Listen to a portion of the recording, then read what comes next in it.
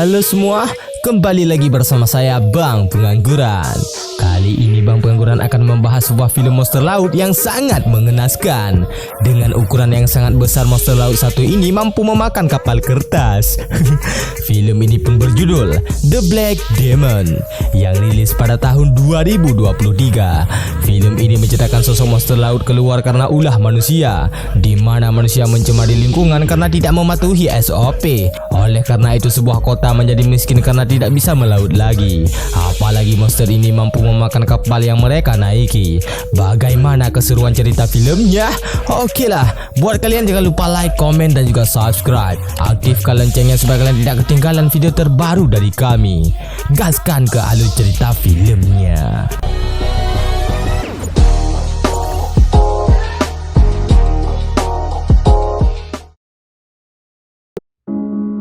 Film ini diawali dengan sebuah cerita pada masa dulu, di mana ada sosok monster laut yang mengerikan akan keluar jika habitatnya merasa terganggu.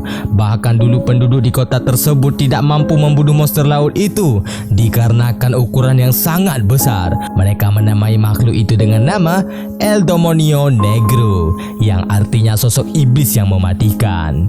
Ya begitulah kira-kira.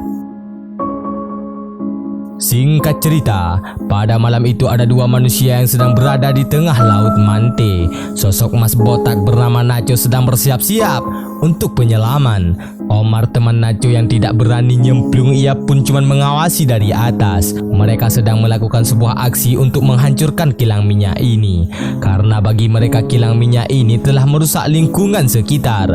Lalu Nacho pun turun ke bawah untuk menanamkan sebuah bom. Setelah berhasil menanamkan bom,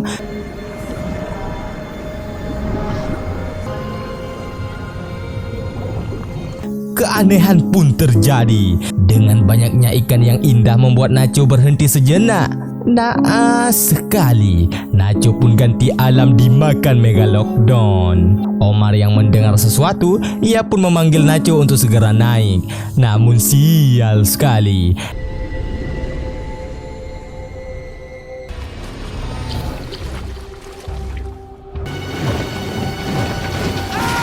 ia pun harus jadi makan malam Megalodon.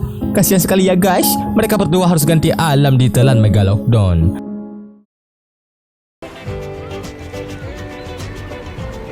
Scene pun berpindah pada sebuah keluarga yang sedang menuju ke sebuah tempat. Rupanya mereka berencana JJ lebaran. Namun di sini Ines agak sedikit kesal karena Paul suaminya mengajak ia pergi ke Meksiko, dan Audrey pun sangat ingin pergi ke Gunung Salak. Namun Paul yang merasa uangnya cuma cukup buat beli seblak saat liburan, ia pun cuma bisa mengajak keluarganya itu ke Meksiko. Paul pun berkata jika ia pergi ke sana karena biar tugasnya juga bisa jalan, karena ia ingin memeriksa kilang minyak yang berada di sana. Di pertengahan perjalanan, Paul lupa memberitahu jika mereka akan menginap di sana untuk sementara, karena ia akan memeriksa kilang minyak untuk beberapa hari. Hal itu pun membuat anaknya si Tommy dan Audrey merasa tidak enakan.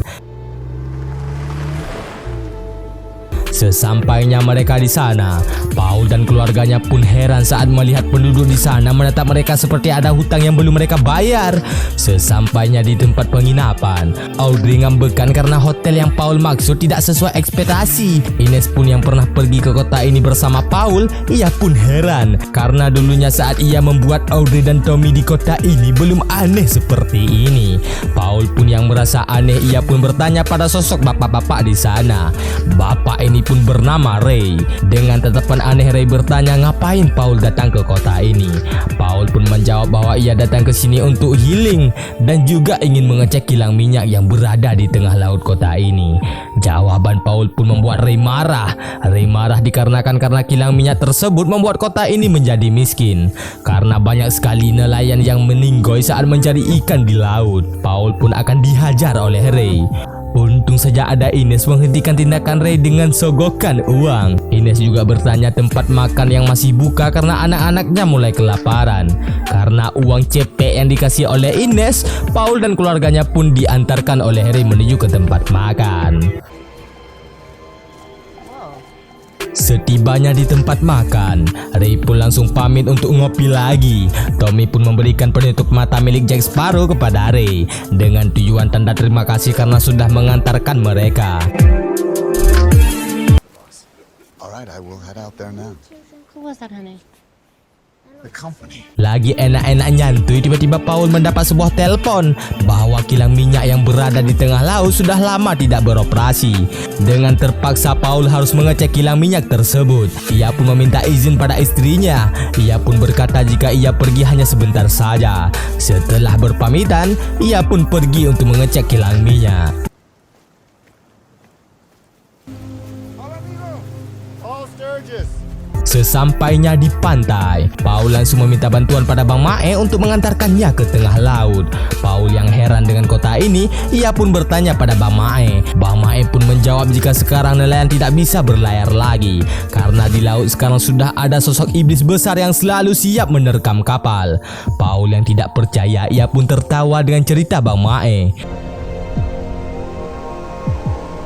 Tidak lama kemudian mereka sampai di sebuah dermaga. Di sini Bang Mae mengatakan bahwa ia tidak berani melewati dermaga ini karena ia tidak mau ganti alam hanya karena uang cepet. Bang Mae pun sudah menyiapkan sebuah perahu untuk Paul jika ia ingin pergi ke Mante. Paul yang tidak percaya sama cerita anak kecil, ia pun memutuskan pergi ke sana dengan sendirinya. Bang Mae cuma bisa berdoa melihat Paul yang tidak tahu apa-apa mengenai monster laut. Di sisi lain, Ines yang mengkhawatirkan suaminya, ia pun selalu merasa firasat buruk yang akan terjadi pada suaminya. Lalu ada sosok preman tanpa modal mendatangi Ines. Preman ini pun bernama Louis. Ia pun terlihat seperti tertarik dengan keglowingan Ines. Louis juga mengganggu anak Ines yang sedang duduk manis. Oleh karena itu Ines pun marah langsung memukul Louis dengan kaca minuman. Lalu mereka pun pergi dari sana untuk menyelamatkan diri mereka. Betapa paniknya Ines saat melihat ban mobilnya sudah dikempesin. Dirasa semua ini adalah ulah preman tadi, ia pun memutuskan untuk menyusul Paul. Ines pun meminta tolong pada sosok nelayan untuk mengantarkannya ke Mante. Nelayan pun sedikit takut untuk pergi ke sana. Lalu dengan jurus sogokan, nelayan pun mau mengantarkan Ines ke Mante. Lalu preman yang tadinya di restoran cuma bisa melihat Ines pergi dengan nelayan. Scene berpindah pada Paul yang sedang bingung dengan keanehan laut ini. Jesus, where is everyone? Bahkan Paul pun sangat heran saat melihat tidak ada pekerja pada kilang minyak Mante. Paul pun memanggil-manggil orang yang ada di sana, namun tidak ada satupun yang menyautnya. Tiba-tiba ada sosok abah-abah dengan pedang motong lembu akan menyerang Paul. Paul pun menjelaskan bahwa dirinya adalah salah satu anggota kilang minyak ini. Ia pun sedang bingung dengan kondisi kilang minyak yang tidak seperti biasanya. Abah ini pun bernama Cato. Ia pun langsung bertanya pada Paul bagaimana ia bisa sampai ke sini dengan selamat. Paul pun menjawab ia sampai ke sini hanya menggunakan perahu kecil. Cato pun heran, lah kok bisa? Mereka pun mengecek situasi. Namun tanpa diduga, Paul pun kaget saat melihat istri dan anaknya sedang menuju ke sana. Dan suatu hal yang mengerikan bergerak di bawah perahu mereka. Cato dan rekannya yang sudah tahu dengan adanya monster laut, mereka pun mencoba mengalihkan perhatiannya. Paul pun heran dengan tingkah Cato yang asik mukul-mukul besi. Untung saja mereka pun tiba di kilang minyak. Namun sial sekali, Audrey pun terjatuh dengan sebuah goncangan. Betapa kagetnya Audrey saat melihat banyak sekali potongan manusia di dalam air. Setelah Paul mulai tenang dengan keadaan, Paul dan Ines yang penasaran langsung bertanya pada Cato apa yang sebenarnya sedang terjadi. Cato yang tidak bisa menjawab dengan mulut, ia pun cuma bisa memberikan sebuah teropong. Betapa kagetnya mereka saat melihat nelayan dan perahunya dilahap oleh monster laut. Paul pun bertanya, "Apa itu hiu?" Cato menjawab, "Bukan Paul, itulah yang disebut dengan Black Demon." Beberapa saat kemudian, kepanikan pun semakin menjadi-jadi saat Ines berkata jika di sini sulit menemukan sinyal.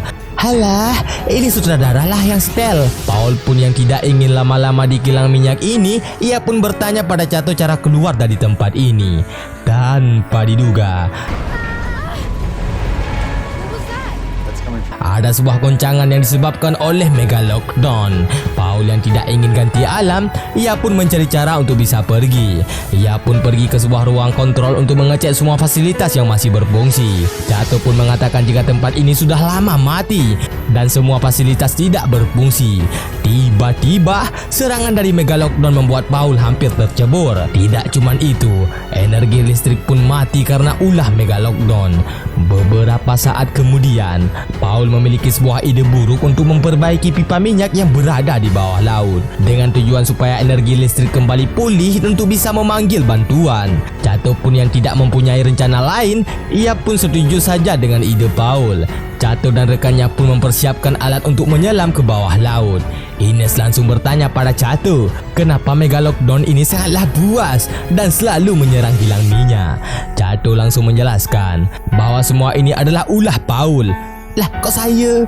Rupanya Paul lah yang mendirikan kilang minyak ini dengan tujuan membuka usaha buat pengangguran supaya bisa sukses. Awalnya memang berjalan dengan lancar, akan tetapi karena tercemarnya lingkungan karena ulah mereka, iblis laut pun muncul karena sudah terganggu. Menurut mereka, Black Demon ini adalah makhluk suruhan untuk bisa menghancurkan kilang minyak ini. Cara untuk bisa membunuh iblis laut ini adalah dengan cara membunuhnya atau sebuah pengorbanan. Tidak lama kemudian mereka pun sudah siap untuk menyelam. Mereka menggunakan sebuah kapsul selam dari baja. Mereka berharap bisa selamat dari serangan Megalodon. Antara berani dan takut, mereka pun harus turun ke bawah. Paul pun mengawasi mereka lewat sebuah ipong. Ini ipong bukan sih? Alah, bodoh amat. Sesampainya di tempat tujuan, mereka langsung berenang untuk mengecek pipa minyak. Rekan Cato yang sudah berada di sana langsung memberitahu Paul jika pipa minyak sudah tidak bisa diperbaiki. Saat mereka akan kembali, Cato mendengar ada suara seperti bom di pipa lain. Ia pun mengeceknya. Benar saja, ada sebuah bom di sana yang bikin mau pipis saat melihat waktu bom tersebut akan meledak 2 jam lagi.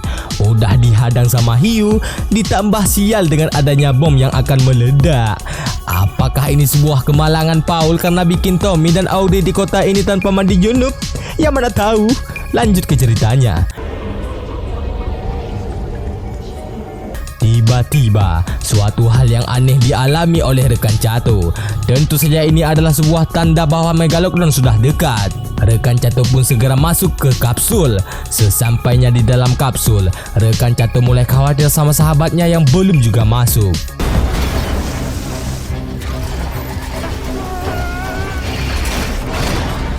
Malang sekali, rekan Cato ditelan sama Megalodon barengan dengan kapsul.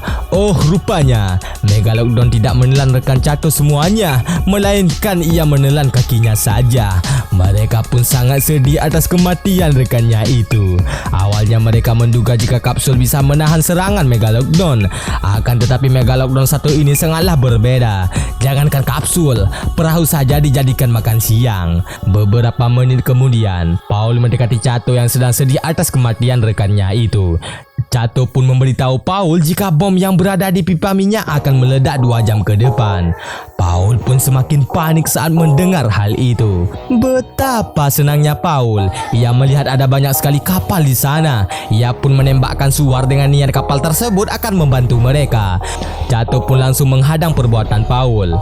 Karena Cato tahu kalau semua itu adalah sebuah hipnotis dari iblis laut. Paul yang tidak mempercayainya mengatakan, "Lu buta anjit, gak lihat tadi banyak kapal." Lalu terjadi sedikit cekcok di sana. Lalu datang Ines untuk menghentikan perkelahian mereka. Beberapa saat kemudian, Paul mempunyai sebuah ide untuk membelokkan saluran air dengan saluran jalur minyak dengan tujuan bisa menghidupkan generator yang mati. Cato pun membantu Paul dengan harapan bisa berhasil. Di luar, Tommy yang sedang gabut sedang memainkan mainan perahunya di laut. Tanpa diduga, Megalodon menghantam kilang minyak. Hal itu pun membuat Tommy tercebur ke dalam air. Paul dan lainnya sangat panik saat mendengar kata tolong dari Tommy. Mereka langsung bergegas untuk menyelamatkan si Tommy.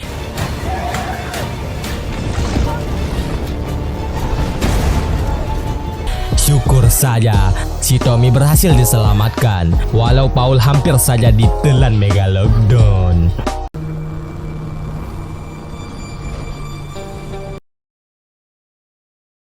Singkat cerita, generator sudah mulai aktif kembali. Di sini Paul mulai menyesali dengan semua yang sudah ia perbuat. Ia pun mengatakan pada Cato bahwa ia sudah membohongi bos besar kilang minyak. Ia pun mengatakan kilang minyak ini sangatlah berjalan lancar dan bisa dikatakan baik-baik saja. Namun sebaliknya, kedatangan kilang minyak ini membuat masyarakat hidup miskin karena tidak bisa mencari rezeki di laut. Paul pun sangat menyesali atas perbuatan yang sudah ia perbuat karena ulahnya membuat pencemaran lingkungan dan mengundang sosok iblis laut yang mengenaskan. Cato yang mendengarkan keluh kesah Paul, ia pun cuma bisa berkata, semua itu sudah berlalu. Sekarang waktunya memikirkan cara untuk bisa keluar dari sini. Lalu Paul mempunyai sebuah ide. Namun kita belum tahu idenya Paul apa. Nanti kita bakal tahu. Setelah semua itu, Ines dengan anak-anaknya sedang berusaha memperbaiki perahu karet yang sudah rusak. Lalu Paul memberitahukan idenya kepada Cato. Rupanya ia akan menyelam untuk memperbaiki pipa bocor supaya bisa mengurangi dampak ledakan bom. Namun ia juga mempunyai sebuah niat untuk membunuh Megalodon dengan bom yang berada di dalam laut. Cato yang tidak ingin Paul ganti alam, ia pun mencegahnya. Akan tetapi Paul tetap bersikeras untuk melakukannya dengan niat menebus semua kesalahannya. Lalu Paul mulai bersiap-siap untuk turun ke bawah. Sebelum ia menyelam, Paul menyuruh Cato untuk menjaga keluarganya. Dan Ines yang tidak bisa berbuat apa-apa, ia pun mengikhlaskan kepergian Paul.